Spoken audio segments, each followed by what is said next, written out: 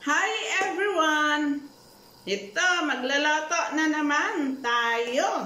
I'm happy to wear my own t-shirt, my own name, and my own picture. So, it's not an advertisement.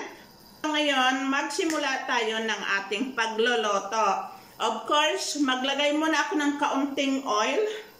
Makikita ninyo kung ano-ano ang aking ingredients. Wooden na kutsara. So, maganda kasi gamitin ng ganon, pamikos-mikos, with kaunting kere-kere. Kasi nag-enjoy ako sa aking activities. Ayan guys. So, now, here is my ingredients. Mayroon akong garlic, onion, at saka tomatoes. Kasi itong aking cooking ay always nangangailangan ng tatlong klaseng ingredients. At of course, mamaya lagyan natin ng salt, pepper. Ayan guys, unahin muna natin yung ating garlic. Yeah. Pamikos-mikos na naman tayo. Ayan.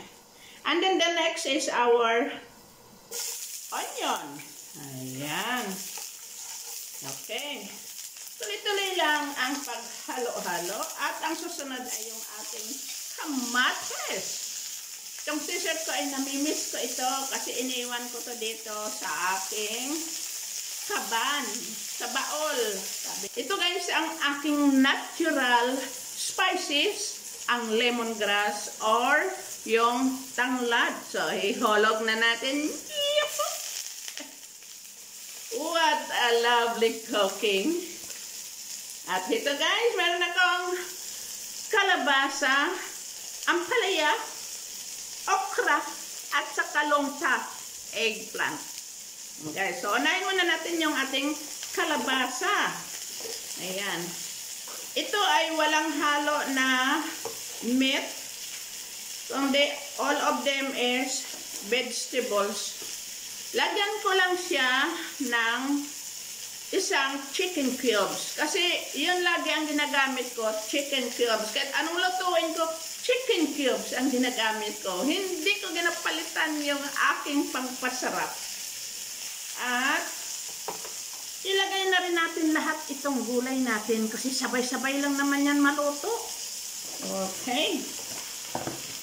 Ayan. At ito nga pala yung aking mahiwagang native na ginagamit. Ayan. Ang ganda kasi pag maghugas ka ng gulay mo, ilagay mo dito, parang strainer na siya. Diba? Double purpose. Pwedeng lagyan ng pagkain. Ayan. So, ngayon lagyan natin ng kaunting pepper. Black pepper. Lagyan ko na lang ng kaunting asin. May gata ito guys. Kaunting asin lang. Mga half a teaspoon. Ayan. Just for flavor. So ngayon, lagyan muna natin ng takip at lutuin natin sa mababang temperature.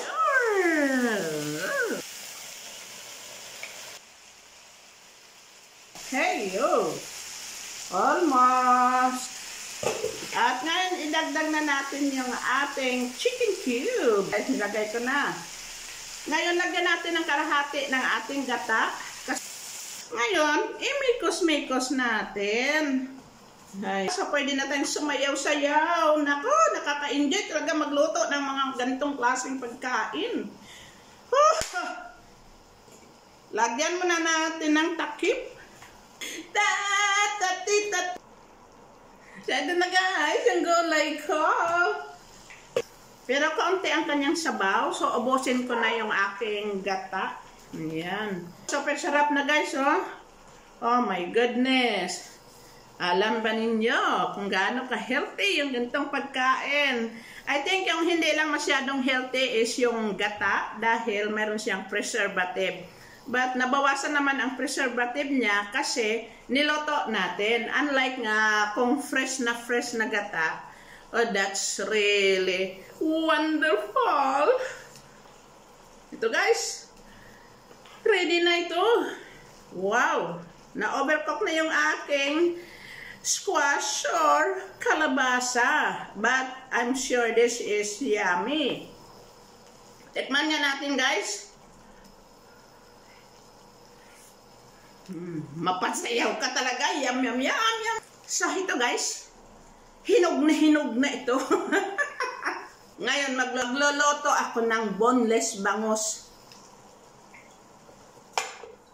Ating boneless bangus, lagyan ko lang siya ng salt and pepper. Wala nang iba. Ganito lang para healthy. Kasi kung marami ng spices, masarap. But para sa akin, is not healthy. Lagyan natin ng kaunting mantika para hindi magdikit. Actually, hindi naman magdikit ito sa ating frying pan. But it's nice naman kung mayroong kaunting mantika.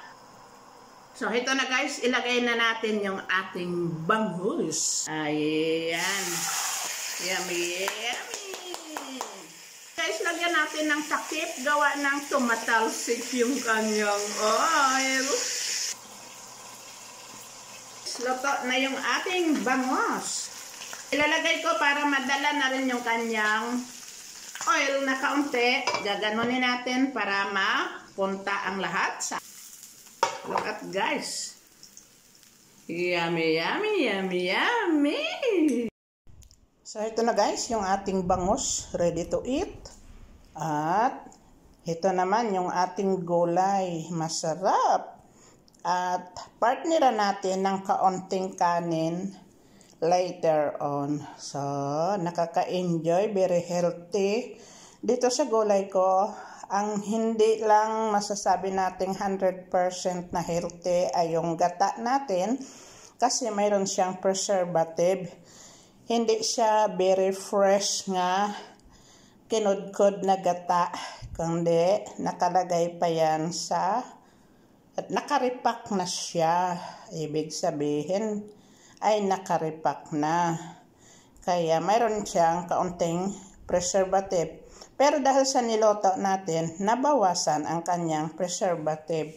But ito na, still we can consider as a healthy food. At ganon din itong ating bangus. So ayan guys, napaka-healthy. Yan lagi ang ating gina-introduce, yung healthy food. Very simple cooking. It gives us a healthy benefits. Okay? Thank you.